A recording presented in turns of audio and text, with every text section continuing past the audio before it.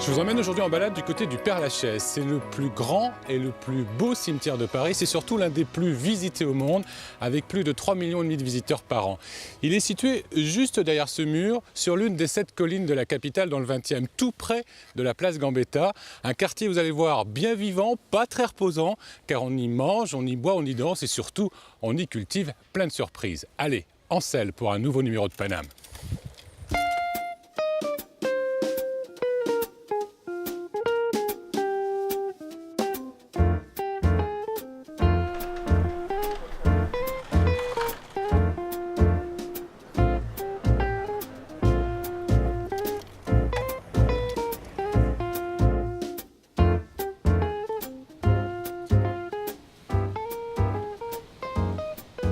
Thierry, Yvan, comment tu vas? très bien. J'adore ton look. C'est vrai, merci. Écoute, un look un peu de chercheur, d'explorateur, puisque je promène le public dans mon jardin des souvenirs, qui est le cimetière du Père-Lachaise. Et donc, au gré des trouvailles, des tombes, eh bien, on s'arrête et on essaye de réveiller la mémoire de ces personnages. D'où ce petit look d'explorateur.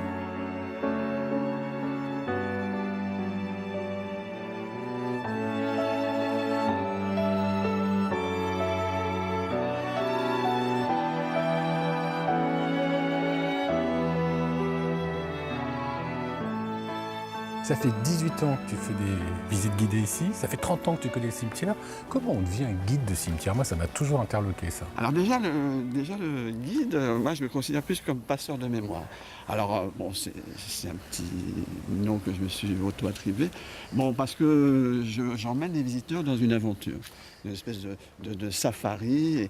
Et le déclic, en fait, je l'ai eu en Égypte. L'Égypte qui est un cimetière énorme. Ah oui. Et j'ai eu un jour un guide qui avait compris que, voilà, au lieu d'évoquer toutes les dates, les dynasties, c'est important de resituer dans le temps, hein, mais il nous racontait des histoires. Ça, c'est une bonne idée. C'est d'amener les gens dans ce cimetière, les visiteurs, et de leur faire découvrir la richesse de ce lieu, mais au travers d'histoires, de conter. En fait, je me considère plus comme un conteur.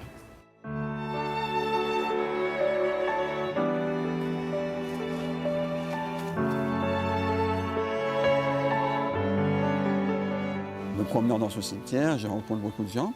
Et il y a une dame avec qui maintenant je suis devenu ami. Et un jour, elle me dit, Thierry, j'aimerais vous donner quelque chose. Alors, on a pris un rendez-vous et elle m'a amené devant cette tombe. Et Madame André, puisque je l'appelle Madame André, elle me dit, tu vois Thierry, Lucienne, c'était ma meilleure amie. Alors, vrai que cette tombe, je la connaissais parce que d'abord le monument est intéressant, mais il y avait une phrase qui m'interrogeait, victime de la libération de Paris. Madame André, elle habitait dans le quartier Montparnasse et l'Allier va arriver par le sud de Paris. Quant à Lucienne, elle habitait dans le quartier des Halles. Normal, ses parents ont un petit commerce dans les fruits et légumes. Madame André va connaître les prémices de la libération de Paris et elle appelait de temps en temps son ami, ça y est, les Alliés sont là. Et d'ailleurs, les Français, les Parisiens avaient commencé à faire des drapeaux tricolores pour accueillir le libérateur avec les moyens du bord. Sauf que le 20 août 1944, eh bien, Lucienne est toute seule chez elle, ses parents travaillent, et elle entend du bruit. Et pour elle, c'est une évidence. C'est les Alliés. Ce sont les Alliés. Alors elle va dans le salon, elle saisit le drapeau tricolore que le foyer avait fait, elle se met au balcon, elle agite les 3 couleurs. Malheureusement, l'Allié n'était toujours pas arrivé dans les Halles, c'était encore l'occupant, et elle sera tuée sur son balcon. Quand Madame André m'a raconté cette histoire ici, je ne te cacherai pas que j'étais très ému. Et tout d'un coup, elle sort de son sac un petit paquet dans du papier craft qui sentait vieux, le vieux papier comme dans les vieilles librairies. Et dans ce paquet, Le drapeau. le fameux drapeau. Et quand j'ai ouvert le paquet, elle m'a dit, Thierry, j'aimerais bien que tous les mois d'août, tu rendes hommage à ma meilleure amie. Et donc tous les mois d'août, je rends hommage à Lucienne, qui fait partie de ces victimes de la libération de Paris. Et c'est à cause de ce drapeau que Lucienne est morte le 20 août 1944. Le drapeau de Lucienne. Oui.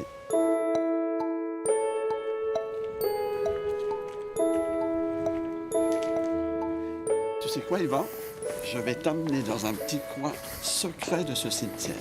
Tu vas voir, c'est totalement dépaysé. J'adore ça. On y va.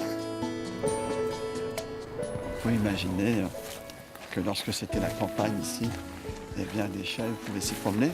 Trotter sur cette petite... Voilà, comme il y en avait d'ailleurs sur la butte Montmartre, puisqu'on est sur une colline. Donc on peut imaginer ça, d'où le nom du chemin des chèvres. Écoute, regarde autour de toi, on a l'impression d'être, je sais pas, à Boulogne ou à Vincennes, mais en tout cas pas au Père-Lachaise. Oui, là, c'est la nature qui est Totalement. privilégiée. Et tu aimes, toi, venir te oui. perdre ici? Oui, oui, oui, parce que, écoute, Le silence. total.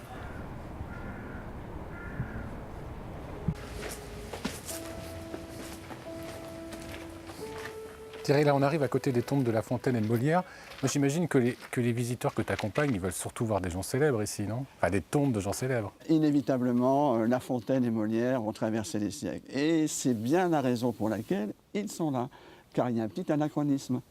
Oui, parce qu'ils ne datent pas du cimetière. Et Enfin, non. leur mort est bien antérieure. Eh oui, et le cimetière ouvre en 1804. Et eux, ça fait déjà au moins 3 siècles qu'ils sont morts.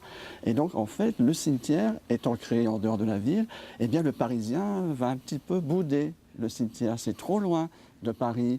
Alors, on va avoir une idée, et une idée de génie. C'est-à-dire, on décide de ramener des gens célèbres pour attirer Incité.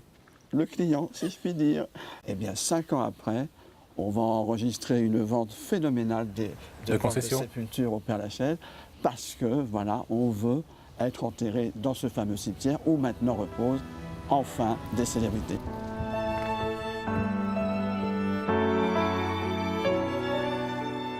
Dis-moi, toi qui passes tout ton temps ici, c'est pas un peu pesant au bout d'un moment de côtoyer les morts? Ah non, non, alors moi je fais totalement abstraction de cela. D'ailleurs pour moi, ils sont morts, oui, mais justement dans mes problèmes, j'essaye de les faire revivre. Donc voilà, donc les visiteurs qui m'accompagnent ont l'impression que tout d'un coup que le personnage que j'évoque est à côté de moi. D'ailleurs un jour une dame m'a dit, j'ai eu l'impression qu'Alfred de Musset était à côté de vous et que vous l'avez raccompagné à la fin de votre hommage dans sa tombe. Donc voilà, pour moi c'est un lieu vivant et je veux le montrer ainsi.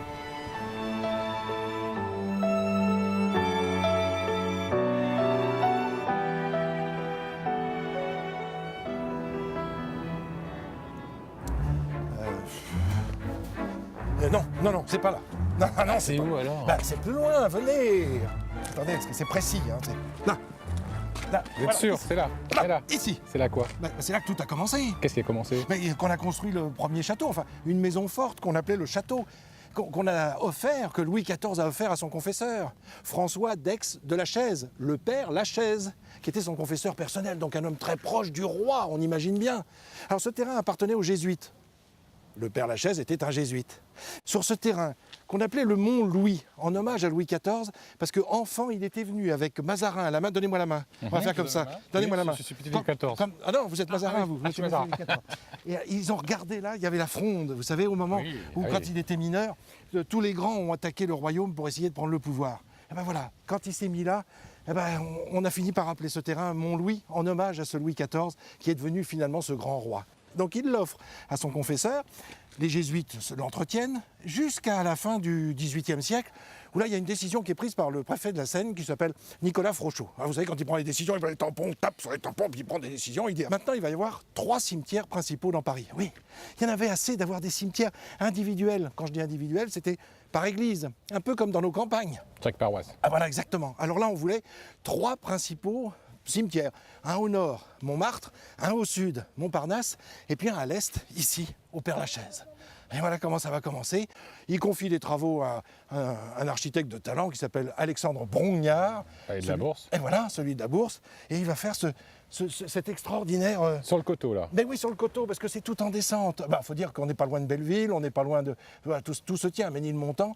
Donc on est sur les hauteurs de Paris. Donc la première partie, c'est 17 hectares. 17 hectares, voilà. Quand le terrain est acheté, 17 hectares, il appartient aux jésuites et puis ça va s'agrandir.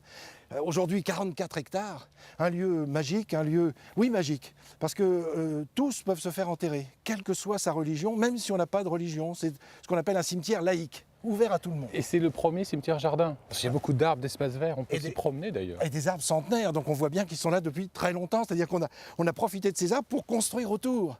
Donc évidemment, ça nous donne presque une forêt à l'intérieur de la ville, avec le repos éternel pour les habitants de la ville. Quoi de plus joli, quel symbole. Et puis, on va faire un tour où, Bah oui, où venez, on mon regarde. petit Louis. Ah ben, vous me redonnez la main. Oui, oui, venez, Ça va jaser. Hein.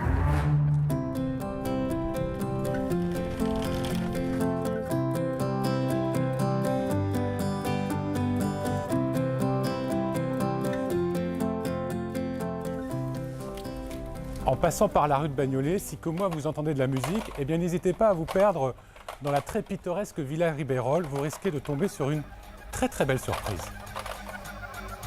Salut Henri!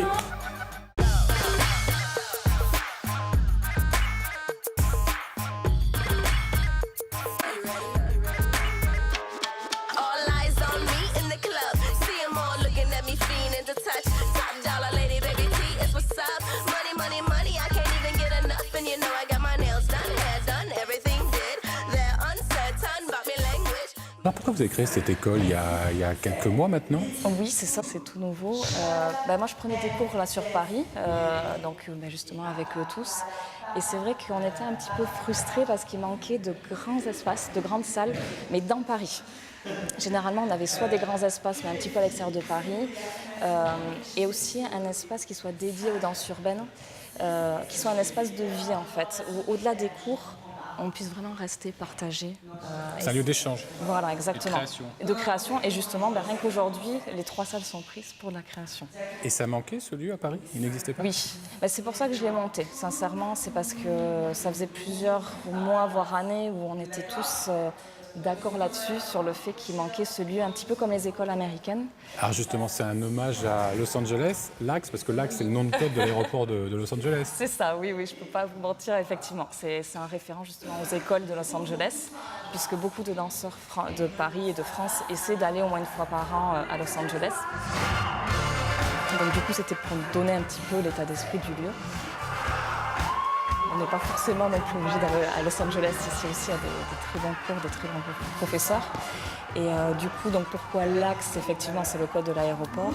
Après, l'axe en danse aussi, c'est être souple, être laxe. L'axe, c'est être souple. Oui, il y a des personnes qui sont plus ou moins laxes, en fait, naturellement. Est-ce que je suis laxe, moi? Vous êtes relax? Je suis relax, on va dire ça.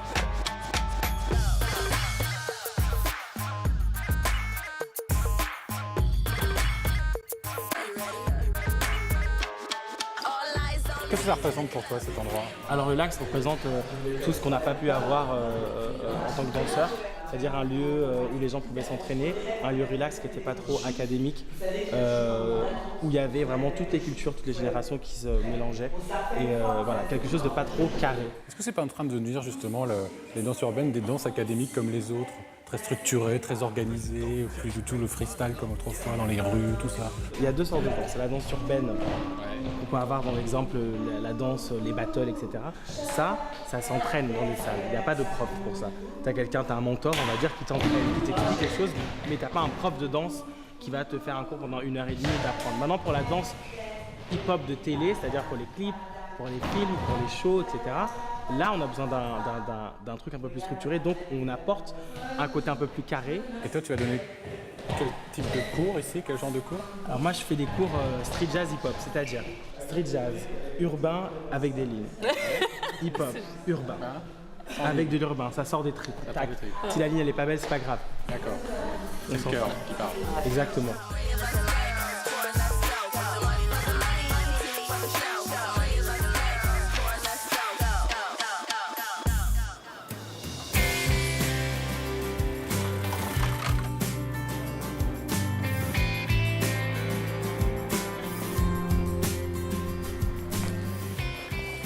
Quand on se balade tout autour du Père-Lachaise, il est pas rare de tomber sur ce genre d'endroits, des lieux qu'ont investi les gens du quartier.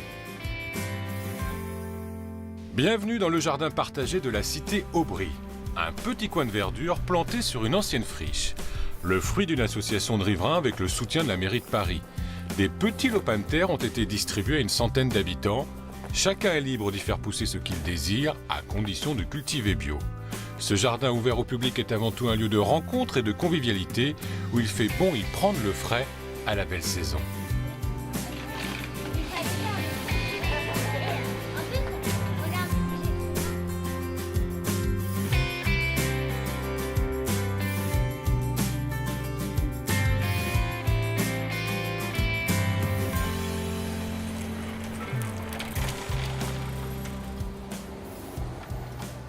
Juste avant de visiter le jardin partagé, j'étais au Studio Lac. Je ne sais pas si vous vous souvenez, mais il y avait pas mal de danseurs qui avaient des tatouages un peu partout sur le corps. Eh bien, ils m'ont donné une bonne adresse, chez Laura, c'est ici.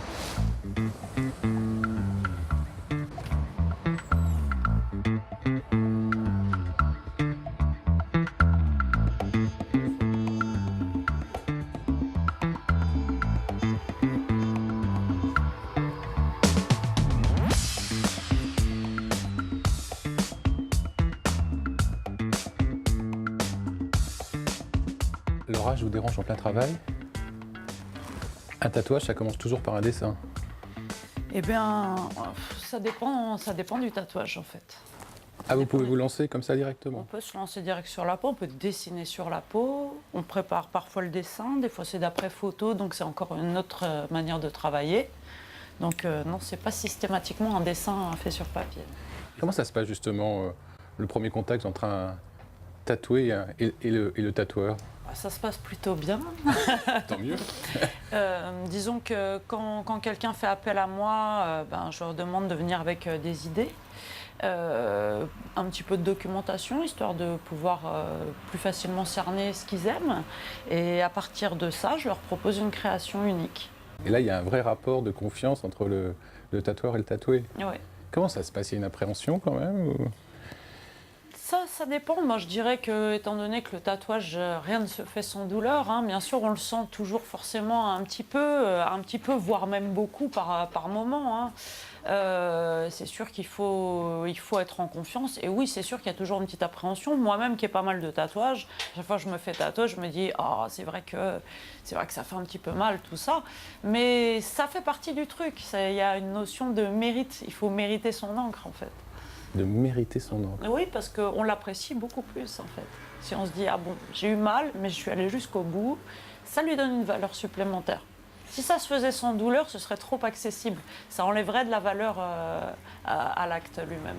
Ça a commencé comment pour vous, le tatouage? Ça a commencé comment? Disons que moi, j'ai toujours aimé dessiner, j'ai toujours aimé tout ce qui était graphique, dessin, peinture, tout ça, ça a toujours été mon truc. Et donc depuis petite, je voulais travailler dans quelque chose où j'allais dessiner toute la journée. Mais dessiner à la main, hein, pas avec un ordinateur. Et donc, quand j'étais adolescente, je fréquentais des milieux un peu marginaux, j'étais punk, hein, donc tous mes amis qui étaient un peu plus âgés que moi étaient déjà tatoués. Et comme je dessinais pas trop mal, hein, j'étais un peu la dessinatrice de l'équipe, tout naturellement, ils ont commencé à me demander oui, dessine-moi ça pour mon prochain tatouage, tiens, j'aimerais bien que tu me fasses ça pour un tatouage, tiens, j'aime bien ce dessin-là, est-ce que ça te dérange si je me le fais tatouer? Donc, tout naturellement, j'ai commencé à me dire je devrais peut-être faire ça comme métier. Et donc, je me suis lancée, j'avais 19 ans.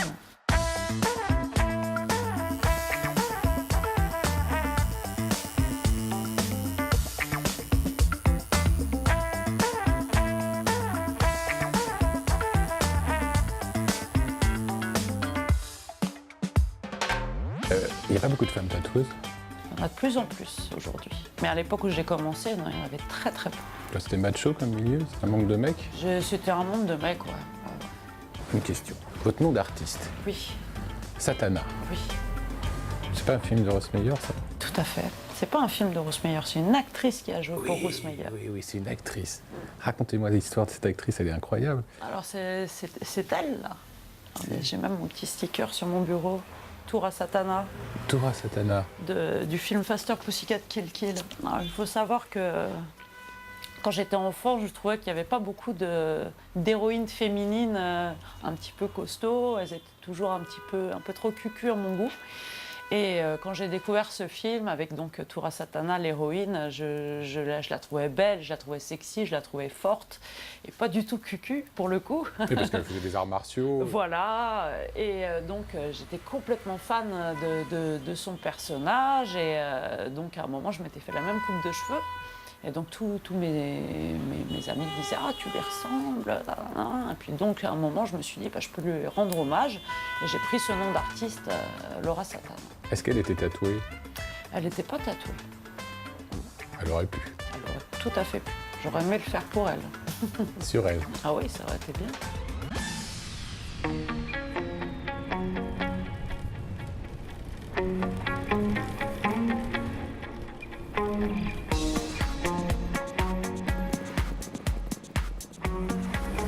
Pour terminer la balade dans le quartier, autour du Père-Lachaise, moi j'ai choisi chez Betty. Vous allez voir, c'est une figure du quartier.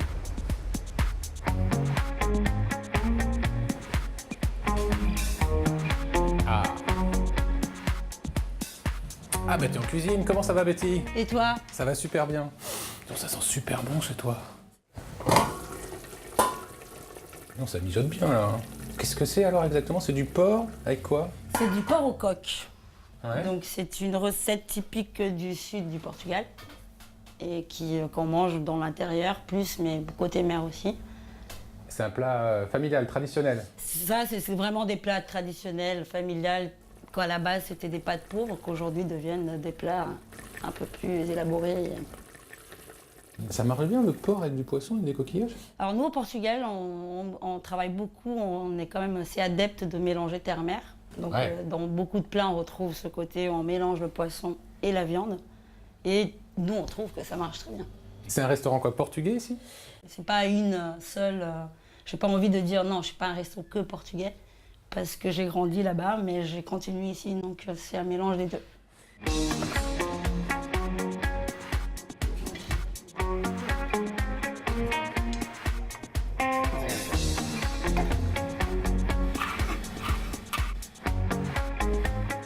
Ça sent bon, hein? Super bon, je te suis à l'odeur alléchée. On a qu'à se mettre là, non? Je pense que c'est bien ici, non? Parfait. Bah, Allez, hop. installe-toi.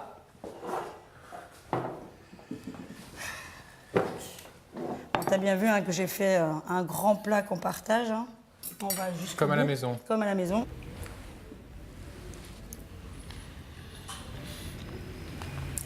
Tu pouvais pas me faire plus plaisir. Oh. Si, c'est vrai. J'adore ça. Là, on est dans ta salle de restaurant Là, on est dans la salle principale du restaurant. que tu as ouvert il y a combien d'années maintenant? 8 ans. Oh, presque 8 ans, on va dire. Et t'es arrivé avec l'envie de faire quoi ici? J'ai fait un tas de boulot. J'ai fait nounou, j'ai fait gardienne d'immeuble. J'ai fini boulangère après. Je me suis aperçue que d'être en contact des gens, de parler... Je suis restée quand même 8 ans dans cette boulangerie où j'ai vraiment créé des liens énormes avec les gens. D'ailleurs, j'ai été connue comme ça. C'était la petite brune de la boulangerie. Et jusqu'à un moment, je me suis dit, bah, je me lance. J'avais envie, c'était juste mon envie et le fait que j'aimais recevoir des gens et que ça me plaisait vraiment beaucoup. Et de faire des choses. C'est ce côté de donner, parce que, comme tu as pu remarquer, je parle beaucoup, mais j'ai du mal à parler de moi. En tout cas, d'exprimer, je suis un peu mal à l'aise. Donc je trouve que la cuisine, c'est ça, on parle de soi, son parole. Donc, Là, c'est toi, là. Là, c'est moi. Et tu t'es lancé ici. Par contre, j'avais une idée bien précise, je voulais ce quartier. Parce que j'aime ce quartier, parce que je suis arrivée dans ce quartier et j'ai toujours travaillé autour de ce quartier. Ici, t'es chez toi. T'as tout fait, toute la déco, les peintures, tout. le parquet, tout ça. C'est réussi parce qu'on a vraiment l'impression que c'est un vieux bistrot. Mais tout le monde dit ça et croit qu'il a toujours été, qu'il a toujours existé, mais non. C'était un taxiphone avec des cabines téléphoniques. Je sais que t'es très humble, très modeste. Tu te détestes en parler, mais t'as quand même reçu une grande vedette ici de la musique américaine. Un roi du Velvet Underground, c'est Lou Reed. Oui, grâce aussi à des rencontres. Voilà, c'est ça, Betty aussi, c'est des rencontres qui ramènent d'autres et qui créent des petits liens et que... C'était sa cantine. Voilà, c'était devenu sa cantine Parisienne. Parisienne, parce qu'il était quand même loin. Après, encore une fois, je le recevais comme je te reçois toi. Après, Il pouvait se faire j'étais un engueuler peu s'il mal était à en l'aise. retard. Et il se faisait engueuler s'il était en retard. Donc c'est arrivé une fois. Mais c'est surtout la rencontre que quand j'avais 14 ans, j'écoutais T'écoutais Lou Reed? Lou Reed. Moi, je suis ravi, Betty, de terminer cette balade dans le quartier, dans ton quartier, autour du Père-Lachaise, autour de ce plat magnifique. Je vous invite à nous retrouver la semaine prochaine pour un nouveau numéro de Paname. À un autre. Un autre. C'est que du bonheur.